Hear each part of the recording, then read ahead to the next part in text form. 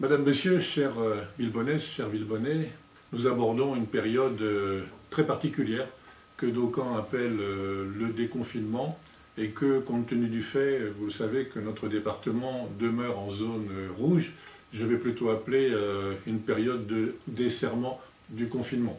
Desserrement du confinement parce que si certains commerces vont rouvrir, si certains équipements vont reprendre vie, si les écoles vont se remettre en marche, j'en parlerai tout à l'heure, eh bien beaucoup d'interdictions demeurent, vous le savez, et une grande prudence est demandée à chacune et chacun de vous parce que la situation en Essonne reste extrêmement fragile.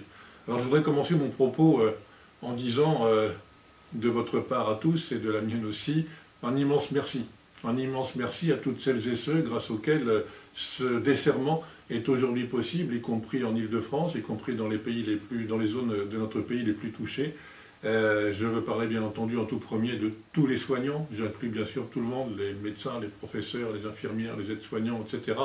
Et puis tous les personnels, les transporteurs, les éboueurs, les personnels des collectivités locales, toutes celles, les personnels de secours aussi, toutes celles et ceux qui ont permis que cette crise ne devienne pas une véritable catastrophe nationale, même si on déplore plus de 25 000 victimes, vous le savez, mais ça aurait pu être bien pire encore, et toutes celles et ceux qui permettent aujourd'hui que les choses, encore une fois, se desserrent un petit peu.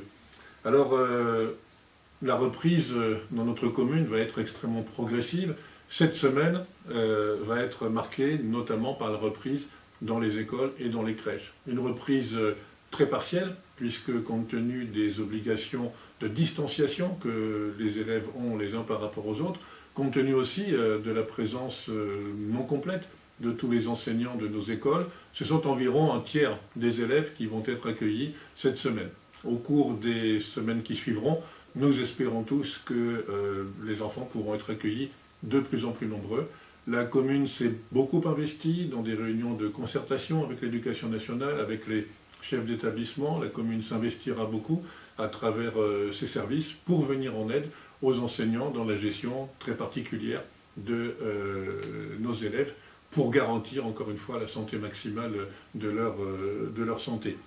Les crèches également rouvriront cette semaine, là aussi de façon très partielle. Nous serons en mesure d'accueillir entre 35 et 40 enfants pour commencer. Et si les choses se passent bien, si là aussi nous disposons de tout notre personnel, eh bien nous pourrons au cours des semaines du mois de mai, au cours des semaines du mois de juin, espérer accueillir encore plus d'enfants dans les conditions de sécurité, encore une fois, maximales. Toutes ces données, toutes ces informations figurent sur le site internet de la ville, figurent sur un certain nombre de vecteurs que nous utilisons dans la ville. Je voudrais remercier évidemment le service communication de ce très gros travail. N'hésitez pas à vous y reporter, les informations sont extrêmement complètes. Je voudrais terminer mon propos ce matin vraiment en vous invitant à nouveau à la prudence pour vous, pour celles et ceux qui vous entourent, et puis continuez comme vous l'avez été à travers des gestes remarquables, à être solidaires les uns envers les autres. C'est une petite communication téléphonique avec un voisin isolé, c'est une petite course que l'on fait pour une mamie ou un papy qui ne peut pas sortir de chez lui, et tous ces petits gestes qui font que les habitants de notre commune restent solidaires et profondément humains. Bonne semaine à tous et prenez soin de vous.